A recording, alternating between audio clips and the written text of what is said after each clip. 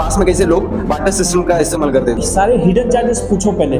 Loan लेना मतलब अच्छा है या फिर नहीं। कार्ड का जो इंटरेस्ट होता है वो 34 तक होता है, सबसे ज्यादा। क्रेडिट का तो ट्रैप है ही है, जिसको मालूम ही वो भी फंस गया बेचारा, अब निकल नहीं पा रहा है। बैंक्स के डीमैट अकाउंट आप वो प्रीफर करो, वो खाली प्रॉफिट दिखा रहा है, लॉस नहीं दिखा रहा है। ट्रेडिंग में सबसे कड़वा सच है कि लॉस ज्यादा है। Hello guys, welcome back to YouTube channel. My name is Swapnil Suryavanshi और हमारे साथ है मनोज मिश्रा, जिन्हें फाइनेंस के बारे में बहुत अच्छा कर नॉलेज है। तो आज हम इनसे कुछ सीखेंगे और मैं चाहूँगा कि अपना इंट्रोडक्शन दे। Thank you Swapnil. सो मेरा नाम तो बता ही दिया स्वप्निल जी ने, मनोज मिश्रा। सो बेसिकली मुझे फाइनेंस का 7 to 8 ईयर एक्सपीरियंस है एंड एजुकेशन के हिसाब से मैंने MBA फिनेंस किया है। एंड जो मेरा बेसिकली जो मेरा जॉब इन नेचर वो हैंडलिंग ऑफ क्लाइंट्स पोर्टफोलियो है। सो ये मुझे आज स्वप्निल ने बुलाया ताकि मैं भी कुछ अच्छी नॉलेज शेयर कर सकूँ अपने ऑडियंस के लिए। तो आप क्या क्या गेन कर सकते हैं इस वीडियो से। तो चलिए हम स्टार्ट कर रहे हैं। पहला क्वेश्चन है मेरा कि मनी के बारे में मतलब हिस्ट्री बताइए। सबसे पहले तो मनी नहीं था हमारे यहाँ पे, पास में कैसे लोग बार्टर सिस्टम का इस्तेमाल करते थे, तो उसके रिलेटेड थोड़ा इन्फॉर्मेशन शेयर कर सकते हो तो आप। हाँ, बेसिकली स्टार्टिंग में जब मनी इंट्रोड्यूस नहीं हुआ था तो बार्टर सिस्टम था, एक मोड था जिसमें हम लोग like you can say exchange करते हैं। सो अगर हम इसको एक अनदर वे में देखा जाए कि बार्टर सिस्टम था क्या एक्चुअल में। सो आपको तो कई नॉलेज मिल जाएंगे। तो हम इसके अपनी भाषा में बोलते हैं कि वैल्यू फॉर एक्सचेंज कहते हैं। कि अगर मैं उस टाइम पे देखा जाऊँ कि अगर मैं 1 किलो आपको गेहूँ दे रहा हूँ, जो कि गेहूँ दे रहा हूँ, तो उसके बदले में मैं कितना किलो चावल आपसे ले सकता हूँ। माइट भी 1 किलो गेहूँ इक्वल टू 2 किलो चावल। तो ये बार्टर सिस्टम था कि चलो आप गेहूँ उगा रहे हो, मैं चावल उगा रहा हूँ एंड आप गेहूँ पे ज़्यादा है तो देन आपको चावल की रिक्वायरमेंट, तो आप 1 किलो गेहूँ लेके आ रहे हो, तो मैं देखता हूँ कि 1 किलो गेहूँ का वैल्यू क्या है चावल के मुकाबले, तो मैं उतना चावल देता हूँ। तो ये होता था एक बार्टर सिस्टम, जिसमें ये काफ़ी हद तक एक अच्छा भी था। बट इसमें भी एक ड्रॉबैक ये थे कि अभी चलो मान लो कि कोई एक चीज़ आप उगा रहे हो जिसका मार्केट में वैल्यू बहुत ही कम है, तो वो आपको ज़्यादा देना पड़ जाता है। जैसे कि अगर मुझे 2 किलो चावल आपको देना है एंड आप ऐसी चीज़ उपजाऊ करें, ऐसी चीज़ आपके पास जिसका वैल्यू बहुत ही कम है, तो माइट भी आपको 10 किलो देना पड़े तब जाके मैं 2 किलो चावल दूंगा। ये बार्टर सिस्टम पे था। देन उसके बाद धीरे धीरे आप, एक कहानी भी है इसके लिए, वो मैं बताना चाहूँगा कि पहले के टाइम पे जब लोगों के पास ये गोल्ड कॉइन्स होते थे, गोल्ड कॉइन्स, तो उस वक्त ये था कि चलो बैंक्स तो थे नहीं, तो जैसे कि साहूकार होते थे गांव में, काफ़ी साहूकार होते थे जो कि अपने पीछे में लाला भैया जो आदान प्रदान सब करते थे। तो उस पर आप बोल सकते हो कि मेरे पास अगर 100 सिक्के हैं तो मैं जाके लाला को दे देता हूँ। लाला एक नोट पे लिख के दे देता कि इसने रिसिप्ट दे देता है, 100 सिक्के इसने दिए हैं। तो आगे जाके अगर मुझे कुछ एक्सचेंज करना था, लेकिन वो लाला का रिसिप्ट था, उस पर लाला लिख देता था कि इसके 100 सिक्के मेरे पास है, या थप्पा मार के दे देता था। देन वो मार्केट में अगर वो बंदे को कुछ लेना देना एक्सचेंज करना है तो वो बोले 100 सिक्के क्यों निकालूँ, तो मैं लाला का रिसिप्ट को दे देता था। वो सोचता हाँ लाला का रिसिप्ट है, तो रिसिप्ट के पास आके इसका जो सामान चाहिए उसने इससे ले लिया, तो वो जाके लाला को रिसिप्ट दिखा देता था, लाला 100 सिक्के दे देता था। क्योंकि एंड ऑफ द डे उसको ये था कि रिसिप्ट किसके पास है, मैं उसको दे दूंगा। धीरे धीरे ये भी एक था, एक्सचेंज, वैल्यू ऑफ एक्सचेंज ही था। तो जो पहला कैश इंट्रोड्यूस हुआ था इस वर्ल्ड में वो चाइना में हुआ था। एंड तब समझ लो आप जानते हो 10 का नोट 100 का नोट तो अभी चल ही रहे मार्केट में। तो ये एक बार्टर सिस्टम से कैश पे आने का एक जरिया था ऐसा पूरा। But end of the day आज भी जो चल रहा है वैल्यू ऑफ एक्सचेंज ही है। अगर मैं कुछ लेने जा रहा हूँ तो उसकी वैल्यू कितनी है वो मेरे पास होना चाहिए। Value of exchange he matter करता है एंड ऑफ डे। तो अभी तो बार्टर सिस्टम में बहुत सारे ड्रॉबैक्स है, उसी को ओवरकम करने के लिए मनी का प्रिंटिंग शुरू हुआ और इसी रिसिप्ट वाले सिस्टम से बैंक्स ने अपना लिया इसे आज। तो सेकंड है सॉरी, तो अभी बैंक लोग जो होते हैं वो पैसा कैसे बनाते हैं और लोन लेना मतलब अच्छा है या फिर नहीं, तो गुड डेब्ट वर्सेस बैड डेब्ट का डिफरेंस बताइए। तो बेसिकली बैंक्स तो काफ़ी डिफरेंट तरीके से पैसा बनाते हैं। जैसे कि सबसे बोल सकते हैं कि लोन। हाँ, आपको आप जाओ 7% पे आप एफडी कर दो, वो पैसा उनके पास आ गया, फिर वही पैसा वो 12% पे आपको लोन दे देंगे किसी और को, बीच का पूरा मार्जिन उनका हो गया। लोन हो गए, इंश्योरेंस हो गए, देन अपना म्यूचुअल फंड्स हो गए, ये सब मोड है उनके अर्निंग करने का। इसके ऊपर भी काफ़ी मोड होते हैं एंड मर्चेंडाइज करना, ये सब करना, काफ़ी बड़े बड़े टर्म्स होते हैं। लेकिन अभी रिटेल सेक्टर में तो लोगों को इतने मालूम है, लेकिन बैंक्स इससे ज़्यादा वहाँ से भी कमाती है। जैसे कि अपना बोल सकते हो कि आप ये बोल सकते हो कि आपने ग्रीन इशू सुना है कभी? ग्रीन इशू मेथड नहीं सुना है ना? ओके। ग्रीन इशू मेथड ये होता है कि जैसे कि कोई एक स्टॉक है, उसको लिस्टेड होना है, मार्केट में लिस्टेड होना है, उसको लिस्ट करना है अपने आप को। तो एज पर सेबी कैसे, अगर तुम्हारा 100% सब्सक्राइब हो गया तो ही तुम लिस्ट कर सकते हो। ओके, IPO यस, 100% लिस्ट है तो ही तुम कर सकते हो। अगर 100% लिस्ट नहीं हुआ तो आपको पूरा लेना पड़ेगा, सबको पैसा वापस करने का। तो उस पर वो ये करते हैं कि एक बैंकर को बीच में रखते हैं, पैसा फंड रेज ना करें, मतलब ऐसा कि उनका काम है कि पूरा सब्सक्रिप्शन 100% होना चाहिए।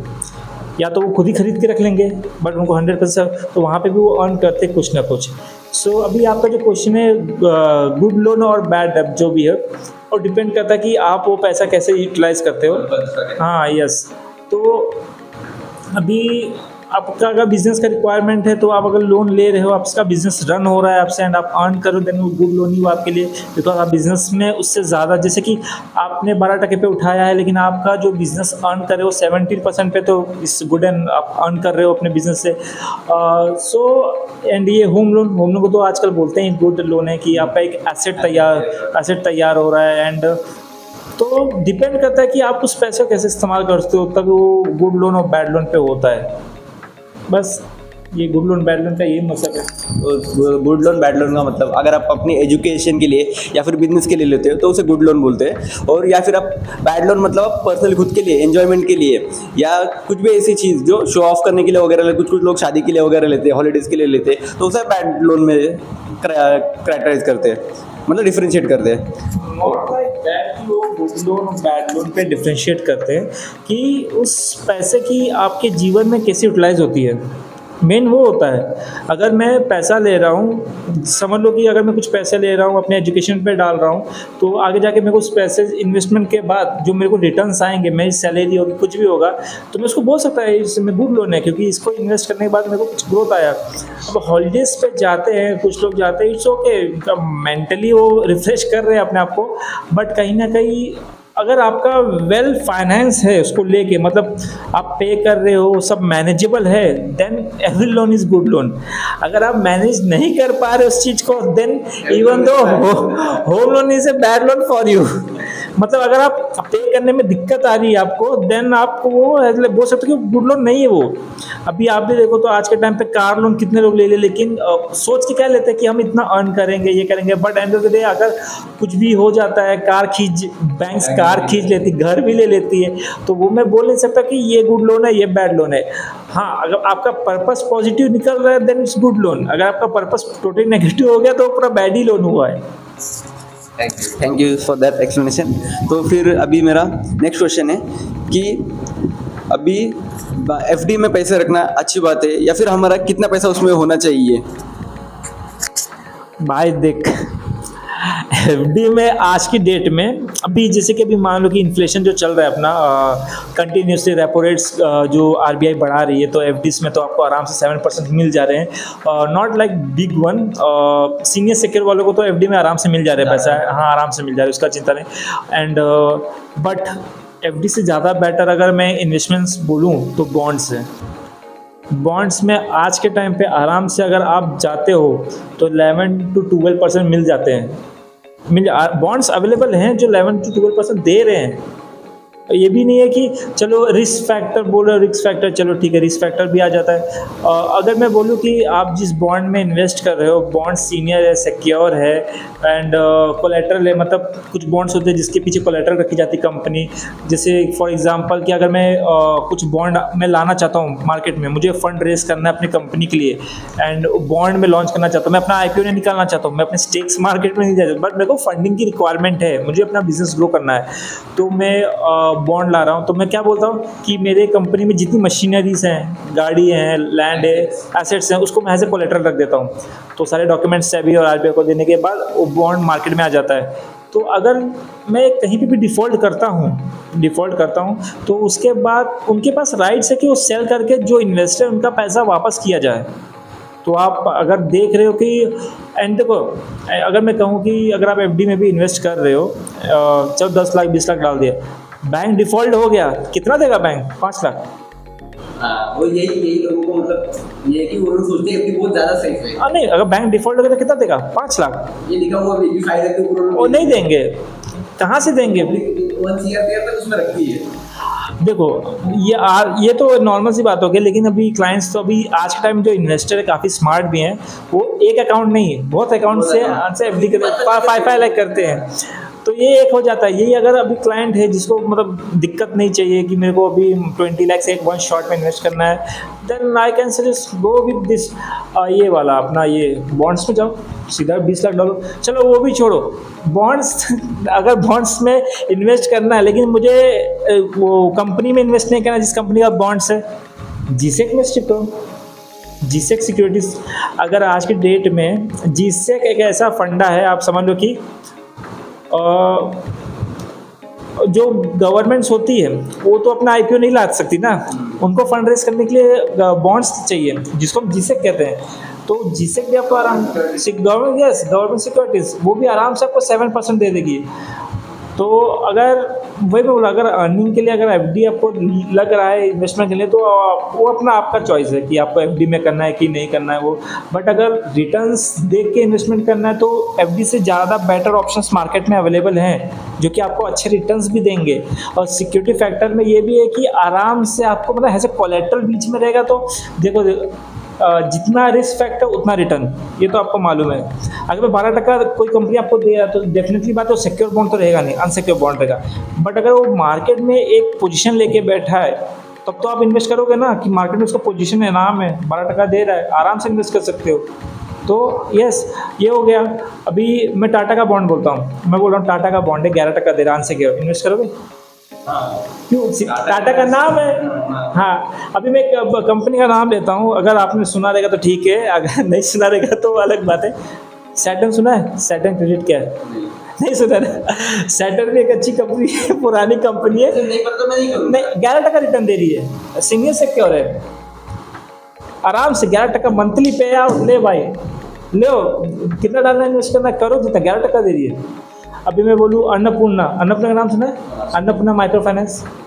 अन्नपूर्णा वो एडवर्टाइजिंग वाला, वो आटे वाला अन्नपूर्णा नहीं, आटा वाला नहीं आटा वाला नहीं। अन्नपूर्णा एक माइक्रो फाइनेंस कंपनी है जो कि 12.40 देती है ईयरली।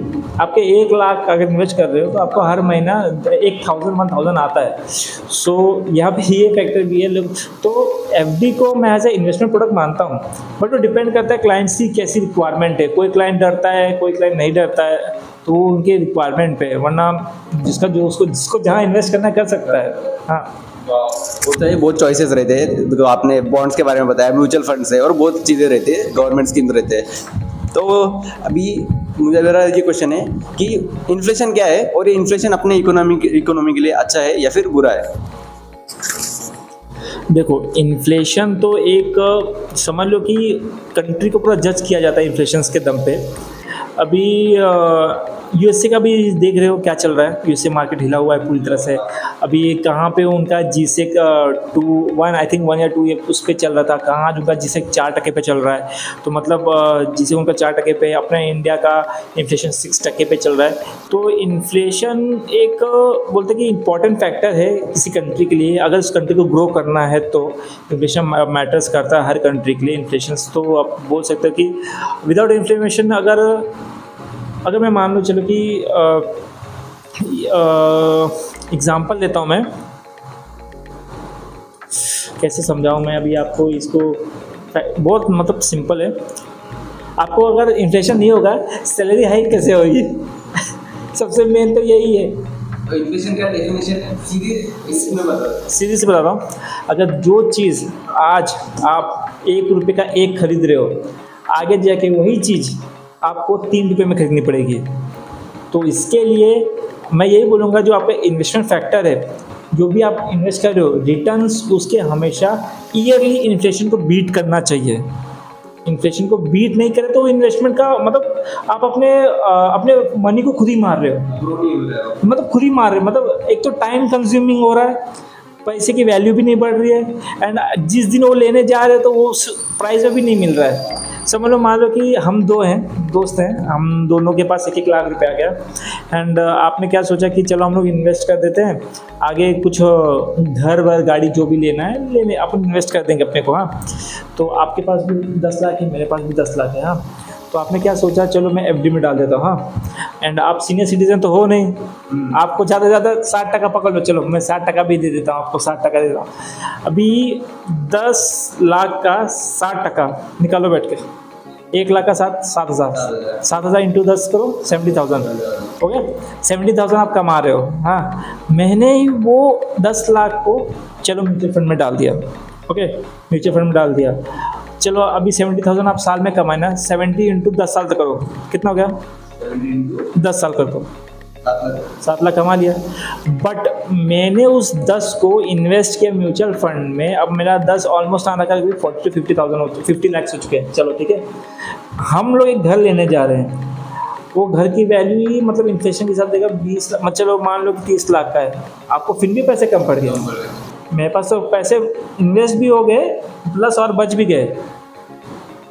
तो अपने पैसे को इन्फ्लेशन जब भी कहीं इन्वेस्ट करो तो देखो कि वो इन्फ्लेशन बीट कर रहा है कि नहीं कर रहा है। ज़्यादा रिटर्न होता है इन्फ्लेशन। हाँ, अभी इन्फ्लेशन बैंक जो है कैसे संभालता है, चलो मान लो कि लोग ज़्यादा खर्चा कर रहे हैं, खर्चा कर रहे हैं ना, मतलब लोग स्पेंडिंग बहुत ज़्यादा कर रहे हैं, तो देखती है गवर्नमेंट की हाँ स्पेंडिंग ज़्यादा हो रही है, तुरंत रेपो रेट आगे करो, रेट्स आगे बढ़ गए। ओके, तो रेपो रेट्स कैसे अफेक्ट करते हैं? हाँ, अभी वही बताओ, रेपो रेट्स चलो मान लो कि आरबीआई ने रेट बढ़ा दिया। ओके, अब रेट बढ़ा देने के बाद बैंक्स जो हैं उनको भी अपने रेट्स बढ़ाने पड़ेंगे। हो गया, लोन का रेट्स बढ़ाएंगे, व्हीकल लोन, कमर्शियल लोन, जितने लोन है सबका रेट बढ़ेगा, प्लस जो तुम्हारा होम लोन चल रहा है उसके भी रेट्स बढ़ेंगे। अब रेट्स बढ़ने के बाद तुम जाके लोन लोगे बैंक से? नहीं, 10% मतलब बैंक बोलती है तुमको 11% पे 10% पे लोन मिलेगा, लेकिन इन्फ्लेशन भी हाई है, अब तुमको जो लोन मिलेगा 14-15% मिलेगा, जाके लोगे? नहीं, खर्चा कम कर दोगे। तो अब खर्चा कम कर दोगे, लेकिन तुमको मालूम है इंटरेस्ट रेट तो बढ़ चुका है। अब जो तुम्हारे पास कैपिटल है वो तुम जाके इन्वेस्ट करोगे, क्यों? अभी इंटरेस्ट रेट अच्छा मिल रहा है, मैं इन्वेस्ट कर देगा। हाँ, अभी यही जब इन्फ्लेशन थोड़ा ढीला करना रहता है ना, तो बैंक क्या कर रेपो रेट गिरा देती है। ओके, अब रेपो रेट जैसे थोड़ा डाउन हो जाता है, इंटरेस्ट रेट कम हो गया, अब लोन लेके पब्लिक को जो काम करना है फटाफट कर लेती है। हाँ, स्पेंडिंग पावर बढ़ाने के लिए लोन का मतलब इंटरेस्ट रेट घटा दिया, स्पेंडिंग बढ़ गई फटाफट। वही अगर उनको कंट्रोल करना है, रेपो रेट से ऊपर कर दो भाई, दबा दो, तो लेकिन यहाँ पे पैसा आता है, तब यहाँ पे पैसा आता है। और रेपो रेट बढ़ाने का एक वजह नहीं होता है, बहुत सारे वजह होते हैं। अभी मैं 2-3 फैक्टर्स बोलूँगा इसके अंदर। सबसे पहले तो यूएसए और हमारा ऑयल कंज्यूम। ओके, हमारे ऑयल कंज्यूम से ये होता है कि हम लोग ऑयल खरीदते हैं और इंडिया में ऑयल बहुत ज़्यादा कंज्यूम होता है। ओके, बट जो पेमेंट गेटवे है अपना ऑयल परचेसिंग का, वो तो डॉलर में है। अगर वहाँ पे इन्फ्लेशन तगड़ा हो रहा है तो यहाँ पे डॉलर महंगा हो रहा है। ठीक है, 82 रुपीज़ पर बैरल की जगह मेरे को 83 देना पड़ रहा है। चलो ठीक है, 85 देना पड़ रहा है, बट मेरे को तो मेरा जो रिजर्व्स हैं, यूएसए रिजर्व जो मेरे पास है, यूएसए की करेंसी जो मेरे पास है, जो ट्रेडिंग के यूज़ कर रहा है, वो मेरे बकेट से ज़्यादा जा रही है ना। कहाँ 82, कहाँ 85। और ऐसे भी एक बैरल लेते हैं हम लोग तो 100 बैरल्स में उठाते हैं। तो अपना यहाँ पे भी ये होता है कि अब जब इन्फ्लेशन वहाँ पे हिट करता है तो इनडायरेक्टली यहाँ पे भी हिट होता ही होता है। अभी आप सोचो कि जब इन्फ्लेशन वहाँ पे बढ़ रहा है यूएसए के अंदर, तो यहाँ पे इंडिया में इन्फ्लेशन बढ़ाने की ज़रूरत नहीं थी, अपना सब नॉर्मल चला था, बट वहाँ पे इन्फ्लेशन बढ़ने के चक्कर में यहाँ पे भी बढ़ाना पड़ा उनको। बिकॉज अभी समझ लो कि ये भी एक फैक्टर समझाता है, अगर ये तुम्हारे क्लाइंट्स को समझ गया तो इससे वेरी गुड, जिनको नॉलेज है वो लोग समझ जाएंगे।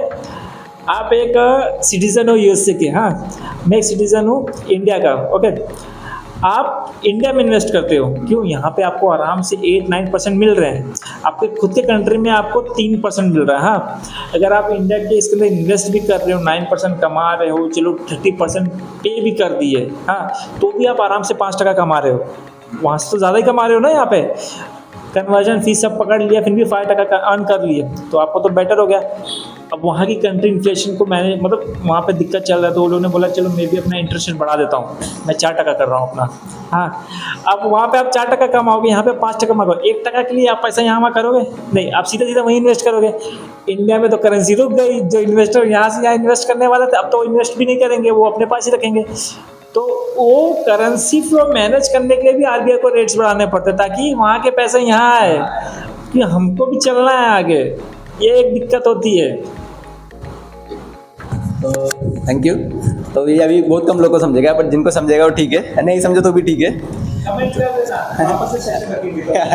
हाँ जरूर रखेंगे। तो नेक्स्ट क्वेश्चन है कि क्रेडिट कार्ड के बारे में आप क्या सोचते हैं, और क्रेडिट कार्ड लेना अच्छा है या फिर बुरा है, और किन लोगों को लेना चाहिए, किन लोगों को नहीं लेना चाहिए? क्रेडिट कार्ड के लिए तो मैं एक प्लस पॉइंट ये बोलूँगा कि अगर आप क्रेडिट कार्ड यूज़ करते हो, देखो ये भी वही लोन की तरह ही होता है कि आप उसको कैसे यूज़ करते हो।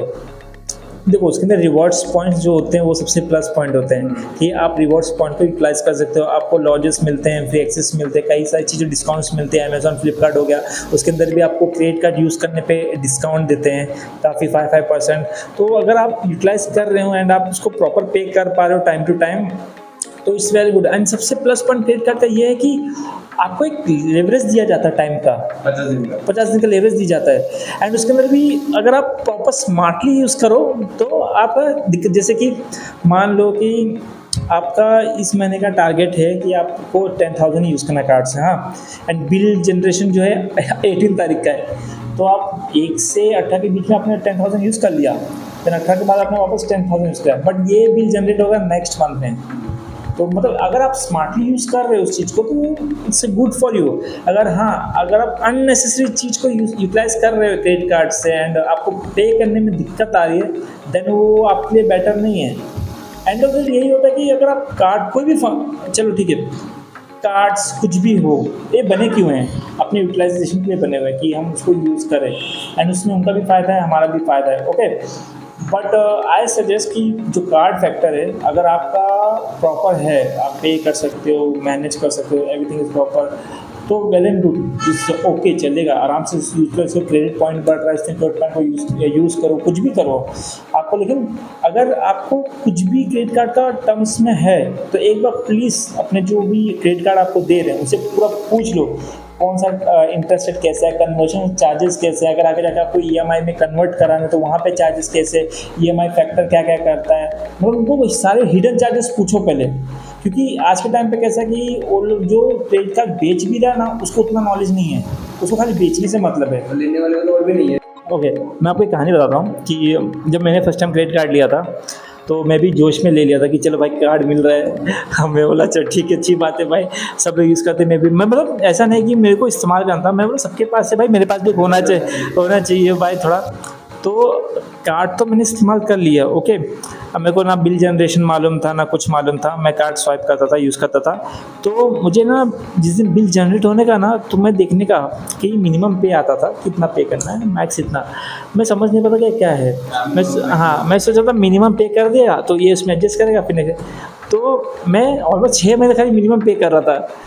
देन एक बंदा मिला, बोलता है भाई मिनिमम पे कर रहा है, वो लोग खाली इंटरेस्ट ले रहे हैं, मुद्दल पे करेगा तो जाके इंटरेस्ट कमा। मैं बोला मतलब मैं इतने दिन से खाली मिनिमम पे कर रहा था, लिटरली में नॉलेज नहीं था ना इस चीज़ को लेके।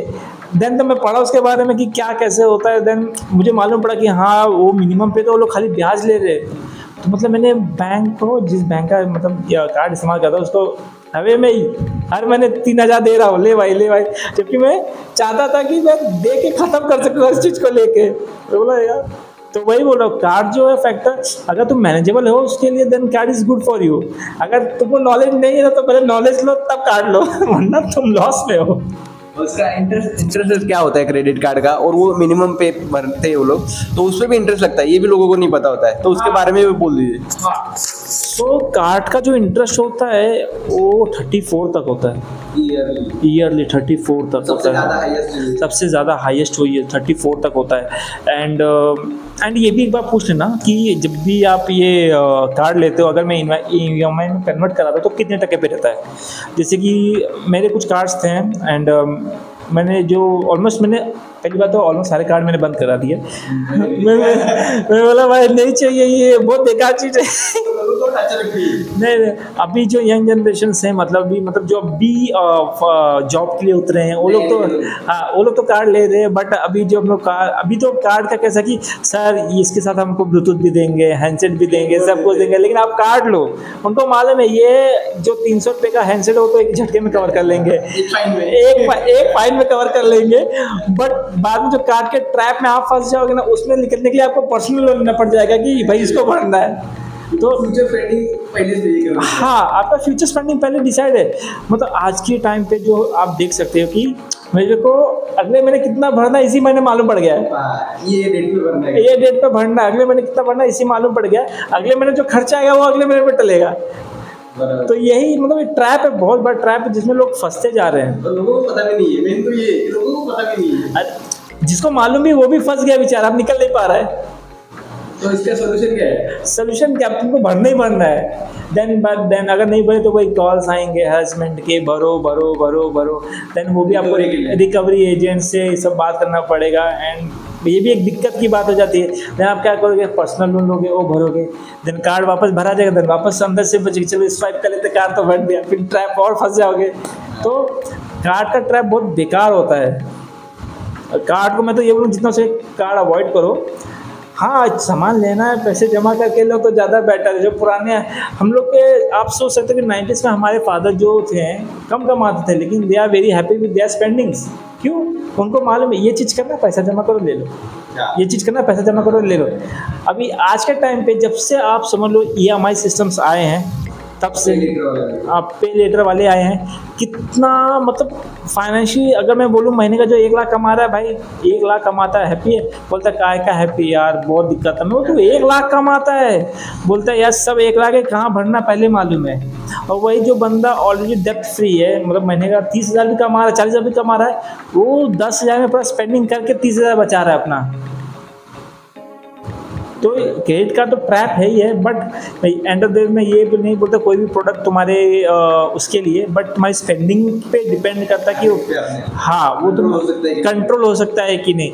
अगर बंदा टोटल कैश पे लेके आ रहा है, लेकिन आप जाओगे कि चलो ठीक है 10,000 का सामान, चलो 1 लाख का सामान है एंड मार्केट में ऑफर है 15, ये कार्ड 15% ऑफ है, तो वो एक प्लस पॉइंट जाता है ना। अगर आप कैश जाते तो पूरा भरो, कार्ड है तो 15% ऑफ देंगे।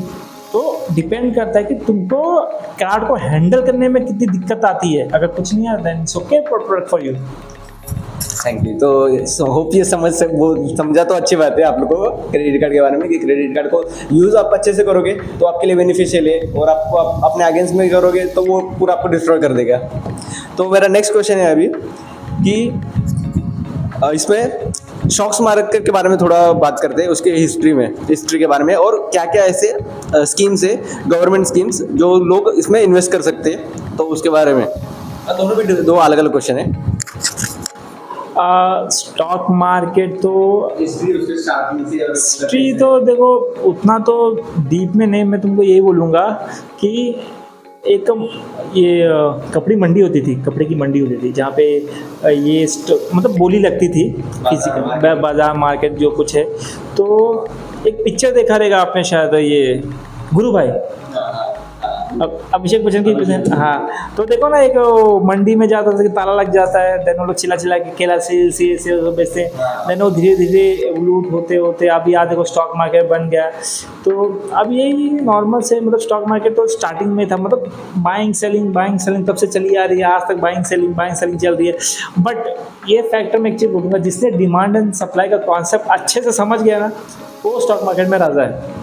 जिसने डिमांड एंड सप्लाई का मतलब आगे आने वाली डिमांड, आज से सप्लाईमेंट चालू, वो जिसने कॉन्सेप्ट अपना क्लियर किया ना, उसके स्टॉक मार्केट एकदम अच्छा है।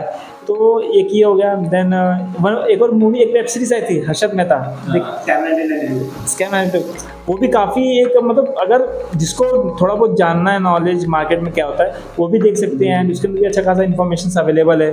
तो स्टॉक मार्केट तो बेसिकली बहुत पुराना है, चले आ रहा है। तो ये मैंने अभी याद नहीं आ रहा है, एक बंदा पढ़ा था, सबसे पहला ब्रोकर अपना था, कोई तो था पारसी आदमी था, वो उनका नाम मैंने कहीं पढ़ा था लेकिन अभी रिमेंबर नहीं हो रहा है। तो मैं, अगर आपको मालूम तो प्लीज़ कमेंट करना। ठीक। तो ठीक है, अभी फिर इसमें लोगों ने मतलब स्टॉक मार्केट में इन्वेस्ट करना होगा या किसी को यंग आना होगा, तो उसके लिए क्या क्या क्राइटेरिया होता है, एलिजिबिलिटी वगैरह क्या होता है, वो कैसे अपना अकाउंट वगैरह ओपन कर सकते हैं? देखो, स्टॉक मार्केट पे तो सबसे पहले तो आपको एक वो चाहिए, डीमैट अकाउंट चाहिए। उसके लिए तो मार्केट पे तो आजकल आप देखो तो बहुत सारे डिस्काउंट ब्रोकर्स अवेलेबल हैं एंड बहुत you can say platforms available है। बट हैज़ मैं सजेस्ट करता हूँ कि जो बैंक्स के डीमैट अकाउंट होते हैं, बैंक्स के डीमैट अकाउंट आप वो प्रीफर करो। वो तो कॉस्टली होते हैं ना उसका। कॉस्टली होते हैं बट उनको as per rules and regulations के हिसाब से चलना पड़ता है। ओके, अभी मान लो कि चलो एग्जांपल देता हूँ आपको। आपने कभी DI स्लिप्स के बारे में सुना है? DI slip, DIS slip, delivery selling slip होते हैं। DI स्लिप मतलब कोई बॉन्ड, जैसे मान लो एग्जांपल देता हूँ कि आपके पास कोई बॉन्ड अवेलेबल है आपके डीमैट अकाउंट पे एंड अगर आपको बेचना है तो आप डायरेक्टली मार्केट में बेच सकते हो। बट अगर किसी के मतलब एक्सचेंज, जैसे कि आप और मेरा डील हुआ है, ये बॉन्ड मैं आपको दूंगा, आप मुझे कैश दोगे, देन उसका एक ट्रांजैक्शन मोड होता है, वो DI स्लिप के थ्रू होता है। DI स्लिप के थ्रू होता है, उसमें ये होता है कि मैं डिटेल्स लिख दूंगा, बट ये DI स्लिप में ना आपके ब्रोकर को दूंगा।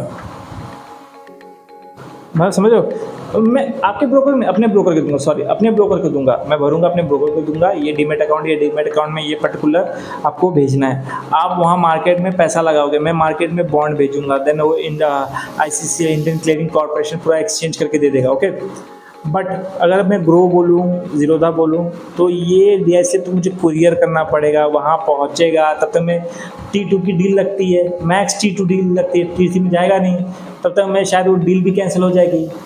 तो मैं ये प्रीफर करता हूँ स्मूथ प्रोसेस के लिए। जैसे कि आपके डीमैट अकाउंट में कुछ भी हो गया तो आपको कॉलिंग वॉलिंग करने से अच्छा आपके बगल में कोई बैंक है, जाके बोल दो भाई ये इशू है, वो पूरा कंसर्न अपना सॉल्व कर देगा। तो अगर स्मूथ प्रोसेस मतलब आपको पॉइंट ऑफ कांटेक्ट बंदा चाहिए कि 24 घंटे पर कुछ भी इशू है, एक बंदा पॉइंट ऑफ कांटेक्ट चाहिए ही चाहिए मेरे को, तो मैं बोलूँगा कि आप बैंक का डीमैट अकाउंट खोल सकते हो। बट अगर आप स्मार्ट हो इस फील्ड में, मतलब स्टार्टिंग अगर कुछ नहीं आता है, कुछ नहीं, अगर आपको फिर ट्रेडिंग करना है, ट्रेडिंग बाइंग सेलिंग, ऐसा बड़े बड़े शॉर्ट्स नहीं खेलने, जैसे बॉन्ड्स हो गया, डिबेंचर हो गया, GSEC हो गया, ये सब शॉर्ट्स नहीं खेलने ज़िंदगी में, तो मैं ये बोलूँगा कोई भी आप डीमैट अकाउंट ले सकते हो, उसमें सब जगह तो ट्रेडिंग्स हो ही जाते हैं आराम से। बट अगर आपको इन्वेस्टमेंट्स करने हैं, जैसे बॉन्ड्स, डिबेंचर, GSEC, GSTRIPS, जो इतने इन्वेस्टमेंट्स ऑप्शंस अवेलेबल हैं, इसके लिए तो मैं यही बोलूँगा कि आपके जो बैंक्स के बॉन्ड रहेंगे ना, वो काफ़ी अच्छे रहेंगे। सॉरी, बैंक से डीमैट में काफ़ी अच्छे रहेंगे।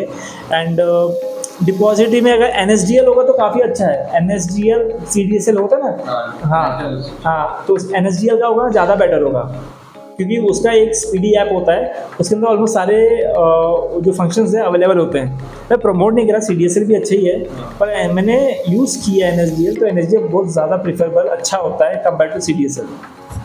Thank you. तो वो तो अपने ऊपर है कि आपको बैंक के साथ करना है, बैंक के साथ कर सकते हो, या ब्रोकर बोलते हैं ना, डिस्काउंट ब्रोकर के साथ भी कर सकते हैं। तो इसमें अभी टैक्स सेविंग स्कीम्स क्या है जो पब्लिक इसमें इन्वेस्ट कर सकती है? भाई टैक्स सेविंग तो अभी आज के टाइम में तो ऑप्शंस हैं, 54EC हो गया, देन अपना टैक्स फ्री बॉन्ड्स हो गए, उसमें भी, हाँ, टैक्स फ्री बॉन्ड्स में भी इन्वेस्ट कर सकती है। देन ये म्यूचुअल फंड के अंदर ELSS फंड्स होते हैं, इक्विटी सेविंग्स, हाँ, उसमें इन्वेस्ट कर सकते हैं, उसमें भी वही 1,50,000 1 लाख से ज़्यादा की बचा पाओगे, ये हो गया। देन जो रेंटल्स हो गए, जैसे हाउस किसने खरीदा उसके अंदर भी काफ़ी हैं, इन्वेस्ट कर सकते हैं। तो टैक्स फ्री तो मार्केट में अवेलेबल है। देन इंश्योरेंस हो गए, तुम्हारे मेडिकल इंश्योरेंस, टर्म इंश्योरेंस है, वहाँ वो सब के अंदर भी टैक्स फ्री हो जाता, तो तुम क्लेम कर सकते हो उसके अंदर भी। तो है टैक्स फ्री, इतना नहीं है, मार्केट में थोड़े बहुत ही टैक्स फ्री है। फिर कितना बचाओगे कहीं ना कहीं तो तुमको जाना ही है, कितना बचाओगे, गवर्नमेंट को कुछ तो दोगे। तो जाने वाला है। और फिर अभी मेरा नेक्स्ट क्वेश्चन है इसमें कि अगर किसी को मतलब अभी होम रेंट पे लेना है या फिर खुद का लेना है, इसमें बहुत पहले से आर्ग्यू होते आ रहा है और बहुत लोग के अलग अलग व्यूज है। तो इसमें मतलब आपकी क्या व्यूज है इसके ऊपर कि खुद का घर होना चाहिए या फिर इस पे रेंट पे रहना चाहिए? तो इस पर मैं एक ही व्यू देना चाहूँगा कि सबसे पहले आप देखो आपका कैश फ्लो कैसा है। ओके, जैसे कि मैं 50,000 अर्न कर रहा हूँ कहीं पे, एंड अगर मैं रेंट पे रह रहा हूँ तो मैं 10,000 अपना रेंट पे कर रहा हूँ। ओके, रिमेनिंग 40,000 मेरे पास बचा हुआ है, जिसके अंदर स्पेंडिंग करने के बाद भी अगर मैं 10,000 सेव कर रहा हूँ, उसको कहीं इन्वेस्ट कर रहा हूँ, देन वो कॉन्सेप्ट अलग हो जाता है। बट अगर आप 50,000 अर्न कर रहे हो, आप होम खरीदे हो, 25,000 आप ईएमआई पे कर रहे हो, तुम्हारा खुद का घर है, नॉन कोई वो नहीं, तुम्हारा खुद का घर है, बट 25,000 आपका कैश बच रहा है। और मुंबई जैसे शहर में मैं तो ये बोलूँगा 25,000 बहुत कम चीज़ है। ओके, लाइट बिल ही 3-4 हज़ार आता है। महीने का नॉर्मल है वो। ओके, लाइट भी 3-4 हज़ार आता है। एंड डीमार्ट पे जाओगे, डीमार्ट का अगर डीमार्ट पे जाके कुछ शॉपिंग वॉपिंग कर लिए, 8-9 हज़ार उधर चला गया। ओके भाई, पूरा महीना भर सब्जी भी तो लोगे, वो भी उस पर भी 2 हज़ार पकड़ लो, ठीक है। दूध 90 जो मिल्क है, अगर गोकुल का कोई कंपनी का आप ले रहे हो, इट्स ओके 72 रुपीज़। अगर प्रॉपर तबेले से जाके ले रहे हो तो 90 रुपीज़ लीटर इंटू 31, 2,700 रुपया जगह पे बन गया तुम्हारा। तो ये end of the day matter ये करता है कि तो आपका एक्सपेंस कैसा है। ओके, अब मुंबई जैसे शहर में अगर आपका 1 लाख है एंड ईएमआई भरने के बाद भी काफ़ी अच्छा अमाउंट बच जाता है जिसके अंदर सर्वाइविंग हो जाती है आपकी, देन इट्स ओके। एंड अगर मेरा ओपिनियन माना जाए खुद का, तो मेरे हिसाब से मेरे लिए रेंटल वैल्यू सही है। रेंट नहीं अच्छी जगह लगी, निकल लूँगा कहीं और, जहाँ अच्छा लगा वहाँ चला जाऊँगा। घर ले लिया तो वही रहना, एडजस्ट करना पड़ जाएगा मेरे को। एंड जो मैं अमाउंट इन्वेस्ट करूँगा कहीं और मार्केट में इन्वेस्ट करूँगा, जब लमसम पैसा हो जाएगा अच्छा खासा, देन एकाएक घर ले लेंगे। बट फिलहाल तो जीवन तो लंबा है ना, तो रेंटर, आई थिंक मेरे हिसाब से रेंटर वैल्यू ज़्यादा है। लेकिन अब कुछ लोग हैं कि खुद का घर पहले बना देते हैं, खुद का अभी शादी के लिए पहले यही पूछते हैं हाँ, कि आपका खुद का घर है क्या? हाँ खुद का घर है कि, बट ये भी सोचना चाहिए ना कि मुंबई जैसे शहर में अगर आपका खुद का घर नहीं है, बट आप एक पॉश एरिया में अच्छी जगह पे रेंट दे के रह रहे हो एंड आपका अच्छा खासा अमाउंट बच रहा है जो इन्वेस्ट हो रहा है, तो ये भी एक अच्छा मैटर करता है। देखो हम लोग घर क्यों बनाते हैं, आपके हिसाब से घर क्यों बनाते हैं? मतलब घर पे एकदम सेफ्टी रहे और मुझे मतलब बार बार रूम चेंज ना करने पड़े, मेरा तो वही यही है। अब मतलब घर ले लिया है, एक है अपना सेफ्टी, सर पे छत आ गई, एवरीथिंग ये सब कुछ होता है ना। बट अगर इन्वेस्टमेंट से देखा जाए तो हम लोग घर इसलिए लेते कि भाई आगे जाके भाव बढ़ेगा। तो वो तो सेकंड घर के लिए करते हो ज़्यादा करके, मम्मी पापा खुद रहने के लिए लेते हाँ खुद रहने के लिए, लेकिन कहीं ना कहीं ये होता है ना कि इसका भी भाव आगे जाके बढ़ेगा, हैं, वो तो होता है। वो होता है। मतलब एंड ऑफ द डे तुम्हारा जो कॉन्सेप्ट होता है इन्वेस्टमेंट को लेके ही होता है, वैल्यूज़ को लेके होते हैं। अब सबसे बड़ा स्कैम तो मेरे को लगता है जो बदलापुर साइड हुआ है उनके साथ हुआ है, एक बढ़ गया था अभी भी उतर ही है। मेरा एक दोस्त है, उसने समझ लो कि 7 साल पहले 20 लाख का लिया था, आज भी उस एरिया में 20 लाख का ही है, उधर की वैल्यू प्रॉपर्टी की बड़ी नहीं है। बड़ी नहीं है। और उसने क्या सोचा था बढ़ेगा, उस टाइम पे भी जो रेंट था, अभी भी रेंट 4,000 पे ही है, उस टाइम पे 2,000 था, चलो अभी 4,000 हो गया, चलो ठीक है, रेंटल वैल्यू उसको आ रही है। बट वो क्या बोलता है, अब वो बेचना भी चाहता है, नहीं बिक रहा है, क्यों भाई उसे अच्छे मिल रहे हैं, अगर वही प्राइस पे, वो भी वही प्राइस पे, अच्छे लोकेशन पे और अच्छी जगह पे। तो ये मतलब उसका 20 लाख फंस गई है, बट उसको 4,000 हर जगह आ रहा है, 4,000 आता है। अब मैं यही बोलूँ कि अगर मैं 20 लाख रुपए कहीं डाल भी रहा हूँ कहीं से भी, अगर सिस्टम विड्रॉ प्लान, जो म्यूचुअल फंड का कॉन्सेप्ट होता है सिस्टम विड्रॉ प्लान, उसके अंदर मैं वो डाल देता हूँ, हर महीने का ना करके भी 11,000 में विड्रॉवल लेता हूँ, हर महीने 11,000 भी आएगा और मेरा जो 20 लाख है वो भी बढ़ता रहेगा। उसे सिस्टमैटिक विड्रॉ प्लान बोलते हैं, SWP। हाँ, म्यूचुअल फंड का कॉन्सेप्ट है। म्यूचुअल फंड ना एक, अभी मैं भाई बहुत सारे क्लाइंट से बात करता हूँ, ऐसा नहीं बात करता हूँ कि म्यूचुअल फंड के बारे में। अभी बहुत लोग बोलते हैं म्यूचुअल फंड SIP दोनों अलग अलग है, भाई दोनों म्यूचुअल फंड एक प्रोडक्ट है, SIP एक मोड है उसके अंदर इन्वेस्ट करने, दोनों अलग अलग नहीं है। म्यूचुअल फंड तुम्हारा समझ लो कि तुम जॉब कर रहे हो, ये काम है तुम्हारा, वहाँ से पैसा आ रहा है, एक मोड है, वो कैश दे रहा है, डायरेक्टली पे कर रहा है, वो मोड है। तो म्यूचुअल फंड एक हाउस होता है जिसके अंदर टाइप ऑफ प्रोडक्ट्स होते हैं, ब्लू चिप हो गया, स्मॉल कैप हो गया, मिड कैप हो गया, ये सब कैप्स फंड्स होते हैं। बट जो SIP होती है मोड ऑफ इन्वेस्टमेंट होता है कि इसके अंदर कैसे इन्वेस्ट किया जाए। सेम SWP होता है, सिस्टम विड्रॉ प्लान, मतलब आपके पास लमसम अमाउंट है एंड आपको, मैं ये बोलूँ लमसम अमाउंट आपको इन्वेस्ट करना है उसके अंदर एंड आपको मंथली चाहिए, तो SWP system withdraw plan, lump sum डाल दो, थोड़ा थोड़ा करके निकालो। देन आता है STP, एक फंड से दूसरे फंड में अपने आप को ट्रांसफ़र करना। अगर मैं बोलूँ कि आपके पास 1 लाख रुपया है, हाँ 1 लाख रुपया है आपके पास, आपको इसको इक्विटी में डालना है, लेकिन डायरेक्ट नहीं डालना है, डायरेक्ट नहीं डालना आपको, मतलब जो वैल्यू से अप्स एंड डाउन्स होते रहते हैं, तो आप क्या करो, लिक्विड फंड में डाल दो, लिक्विड फंड में 1 लाख डाल दिया, हर महीने उस 1 लाख को 1,000 वहाँ से एसटीपी कर दो इक्विटी में। 1 लाख तो इन्वेस्ट हो गया, साल में कितना 12,000 निकलेगा। हाँ चलो मैं समझ लो 89,000 का आपको लिक्विड फंड के अंदर 60% मिल गया, फिर से पैसा बढ़ गया, तो ये 1 लाख खत्म होने को 10 साल लग जाएगा। तो आपको जो पैसे की चर्निंग है उसके अंदर चलती रहेगी एसटीपी के अंदर। अब मैं एक बताता हूँ, 2002 में एक इन्वेस्टर था, एंड आप ये देख लेना, कैलकुलेट भी कर लेना, SBI इक्विटी हाइब्रिड प्लान था। ओके, उस वक्त उस इन्वेस्टर ने उसके अंदर 15 लाख इन्वेस्ट किया था। ओके, 15 लाख इन्वेस्ट कर दिया था। 15 लाख इन्वेस्ट करने के बाद उसने क्या बोला, रिटायरमेंट बनता था, उसने हर महीने उसको 10,000 चाहिए था स्पेंडिंग के लिए। तो 2002 से लेके 2019 तक कोविड आने पे मर गया था। इन्वेस्टर का नाम नहीं लूँगा, ख़त्म हो गया था। उसने 18 लाख खा चुका था। ओके, मतलब उसने 15 लाख इन्वेस्ट किया था, उसने 18 लाख यूज़ कर चुका था। तो जो रिमेनिंग यूनिट्स के कॉन्सेप्ट होते हैं म्यूचुअल फंड, NAV, वो जो बचे हुए थे उनकी वैल्यू 1 करोड़ थी, और जो उनके बच्चे लोग ने लिया, ये मतलब बहुत ज़्यादा अच्छा लगा सुनने में। लेकिन इसका जो कैलकुलेशन पार्ट है, अगर आपको चाहिए रहेगा तो मैं इसका प्रिंट आउट निकाल के दे दूंगा, पूरा कैलकुलेशन मेरे पास है। 10 रुपये में चीज़ ली थी, मतलब 2018-19 आते थे 230 का भाव चल रहा था उसका, तो मतलब 10 रुपये का लिया था, तो समझ लो कुछ 1 लाख के ऊपर यूनिट तो उसने उस वक्त ही खरीद लिया था।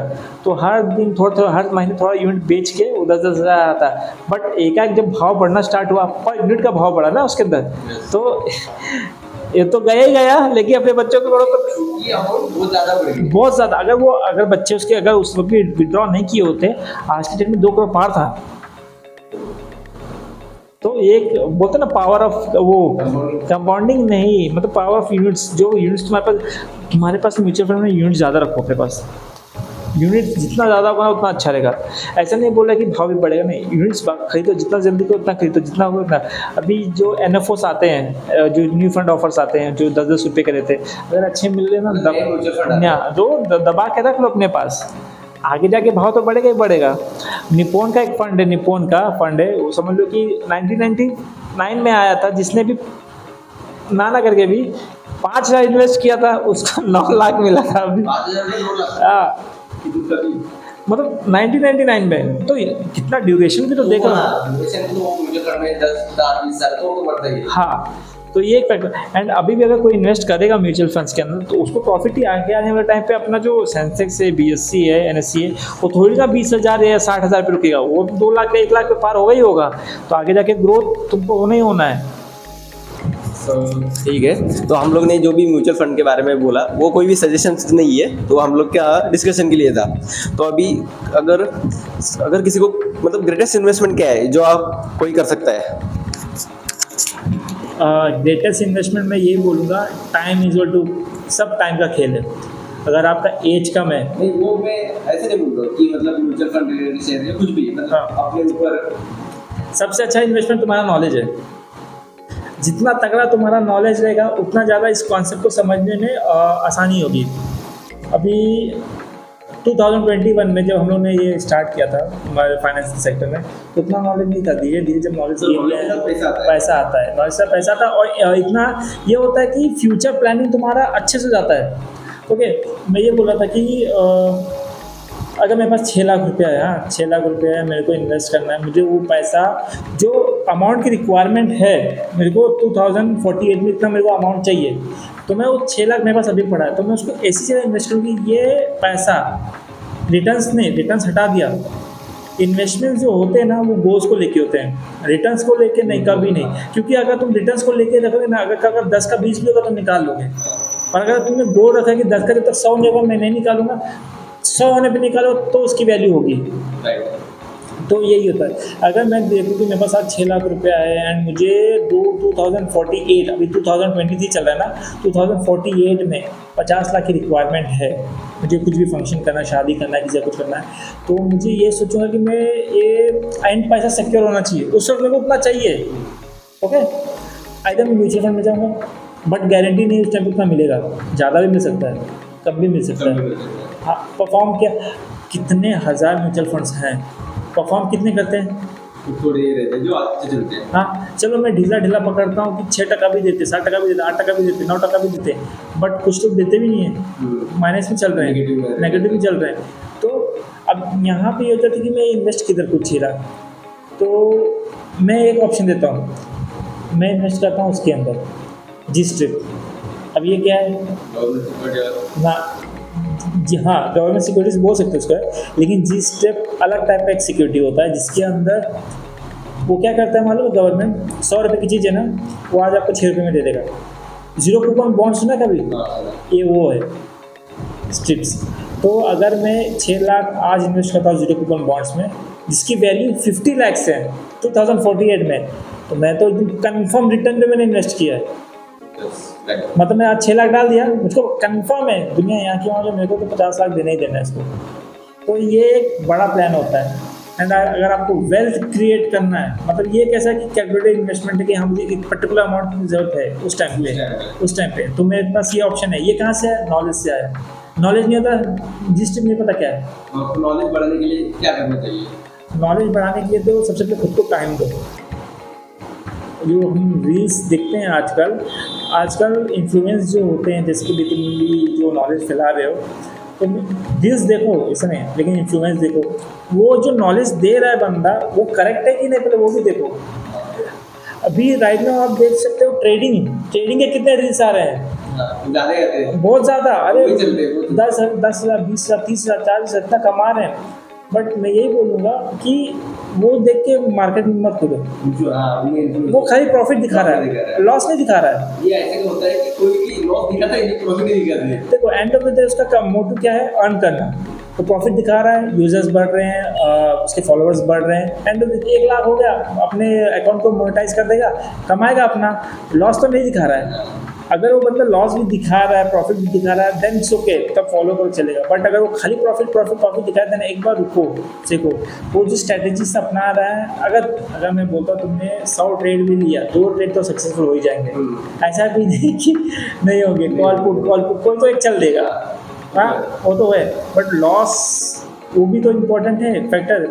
और ट्रेडिंग में सबसे कड़वा सच है कि लॉस ज़्यादा है। सबसे 90% ट्रेडर लॉस करते हैं। तो सडनली रील्स पे इतने प्रॉफिट कहाँ से आ रहे हैं? मॉडिफाई एडिट कर लास्ट वीडियो में नहीं कर दो, उसने बताया था नीतीश ने कि वो सॉफ्टवेयर भी आते हैं बहुत सारे जो एडिट करते हैं सब चीज़ें।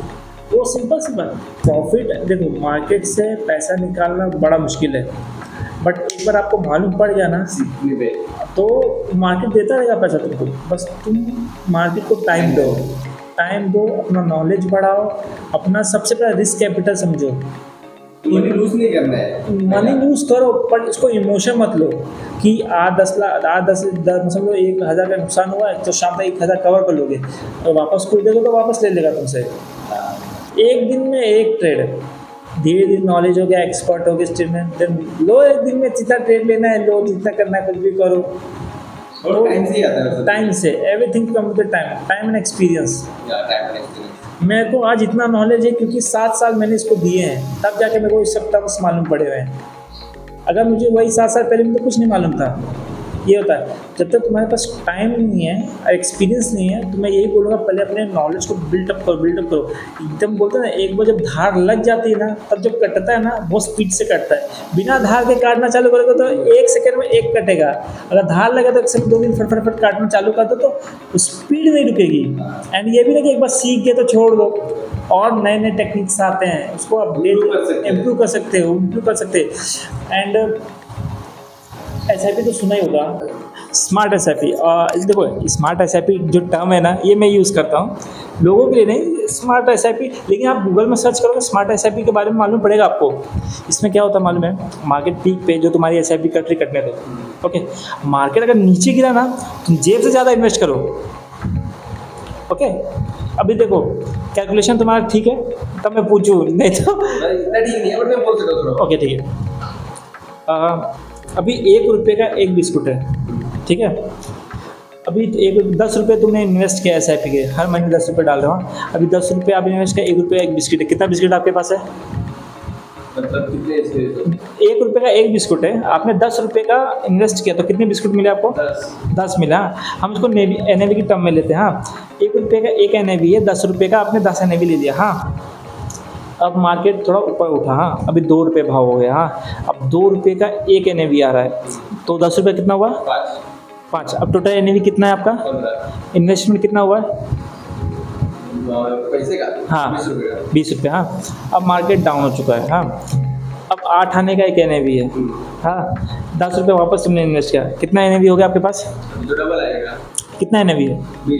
20 आ गया। पहले कितना था? 15। अभी कितना हो गया? 35 टोटल। 35 टोटल हो गया। इन्वेस्टमेंट कितना हो गया? 30 रुपये। 30 रुपये हो गया, 12,000। अब NAV वापस 1 रुपये हो गई। ओके, आपने वापस से 10 NAV खरीद लिया। हाँ, टोटल NAV कितना हो गया? 45। इन्वेस्टमेंट कितना हो गया? 40 रुपये। 40 रुपये। 40 रुपये में आपने इन्वेस्ट किया, लेकिन अभी करंट वैल्यू क्या चल रही है? 45 रुपीज़। आपको जो NAV है उसकी ओवरऑल वैल्यू 45 रुपीज़ हो गई। हाँ, तो कितना टका हो गया आपका ये? मतलब मैं समझा नहीं। कितना टका रिटर्न्स कमा लिया आपने? वो तो अभी मैंने कैलकुलेशन आता नहीं था, वो निकालने के लिए वही 10 से 12 टका कमा लिए। तो जब मार्केट नीचे होता है, तो ज़्यादा इन्वेस्ट करना है। ज़्यादा इन्वेस्ट के NAV ले लो अपने पास। तो उठना तो उठना ही उठना है, मार्केट को तो उठना ही है, उसको डाउनग्रेड रहना ही नहीं है। और जिसको कुछ इन्वेस्टमेंट नहीं मालूम है, मतलब उसको डायरेक्टली अपना इन्वेस्ट करना है, किसी से कंसर्न नहीं करना है, कुछ नहीं करना है, टॉप 5 म्यूचुअल फंड लिखो, मनी कंट्रोल पे जाओ, स्टार्स होते हैं 5 स्टार 4 स्टार, 5 स्टार वाले उठाओ, इन्वेस्ट करो, बस। परफॉर्मिंग वाले हैं, आगे भी परफॉर्म करेंगे, ऐसा नहीं कि नहीं करेंगे परफॉर्म। एंड टाइम का गेम सबसे बड़ा गेम है। अगर आपका इन्वेस्टमेंट 10 से 15 साल है तो mid cap small cap stay focus करो, अच्छा बनेगा। आपका वजन 6 साल 5 साल है, ब्लू चिप मिड कैप। कम है तो शॉर्ट ड्यूरेशन वाले जो बॉन्ड्स होते हैं उसमें करो। ओके, तो रैपिड फायर क्वेश्चन है, तो इसमें आपको 3 क्वेश्चन पूछूंगा और उसके आंसर देने, और उसका क्यों, मतलब आपको वो क्यों करना है, चूज़ किया हो। तो मनी वर्सेस पावर में आप क्या चूज़ करोगे? मैं तो मनी चूज़ करूँगा। जितना अकाउंट में मनी रहेगा उतना पावर मेरे पास ज़्यादा है।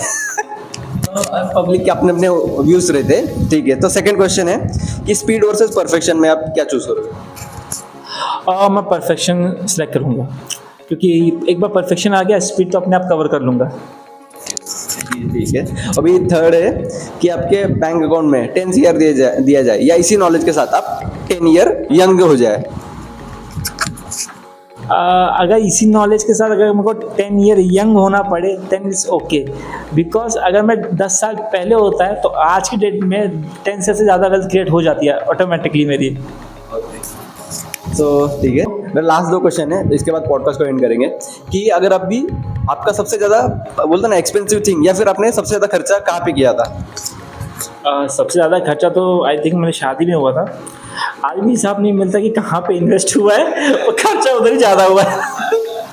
ओके, तो ये अच्छा आंसर था। और सेकंड है कि अगर आपको आगे जाके फ्यूचर में कुछ ऐसे एक्सपेंसिव थिंग्स बाय करनी होगी तो आप क्या करेंगे? अगर आगे जाके मैं अच्छी अपॉर्चुनिटी मिलती है, अच्छा खासा फाइनेंस बनता है, मैं वही मरी लाइन के साइड एक घर चाहिए, अच्छा खासा टाइम स्पेंड करता हूँ उधर पे, एक घर हो जाएगा तो काफ़ी सही रहेगा।